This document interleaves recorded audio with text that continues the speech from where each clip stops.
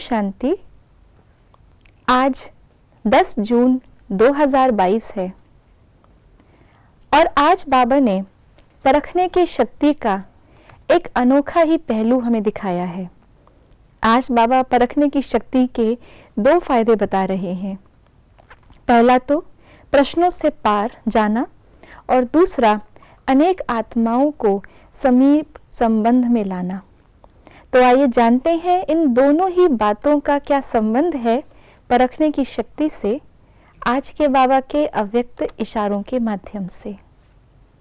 परखने की शक्ति अगर कम है तो उनके पास हर बात में क्यों, क्या, कैसे क्वेश्चन मार्क बहुत होंगे।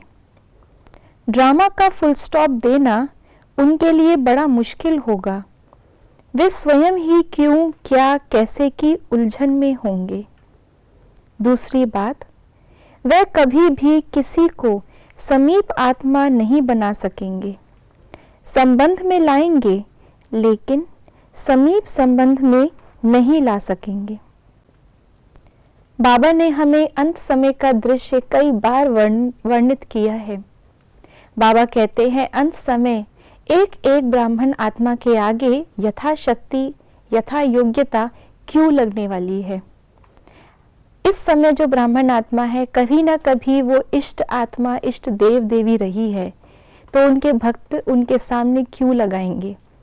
लेकिन क्यों हमारे आगे लगे उसकी कंडीशन है कि हम स्वयं क्यों में ना हो, अर्थात हम क्यों, क्या इन प्रश्नों से, क्वेश्चन मार्क से परे हों।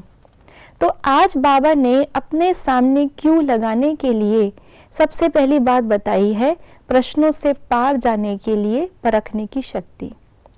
जब भी हम किसी परिस्थिति को परख लेते हैं, किसी व्यक्ति को परख लेते हैं, तो परखने के बाद उसका हल करना, उसका सल्यूशन निकालना ये ऑटोमेटिक हो जाता है। और जो समाधान स्वरूप होगा वो कभी भी प्रश्न स्वरूप नहीं होगा, वो कभी भी प्रॉब्लम्स में उलझेगा नहीं। तो जितना जितना परखने की शक्ति हमारी बढ़ती जाएगी, हम क्वेश्चन से परे जाते जाएंगे। और दूसरा, बाबा ने कहा कि परखने की शक्ति वाला जो व्यक्ति है वो हमेशा अपने सामने वाली आत्मा की ज़रूरत को समझ लेगा, उसके मनोस्थिति को परख लेगा और उसको वही प्राप्ति कराएगा जिस प्राप्ति के लिए वो उसके सामने आया है। तो वो सामने आया अर्थात कोई ना कोई संबंध से सामने आया है, लेकिन समीप तब आएगा जब उस संबंध के आधार पर हम उस आत्मा को परख कर उसको प्राप्ति कराएं। इसलिए बाबा ने कहा ये दोनों ही बातें अपने सामने क्यों लगाने के लिए इम्पोर्टेंट है।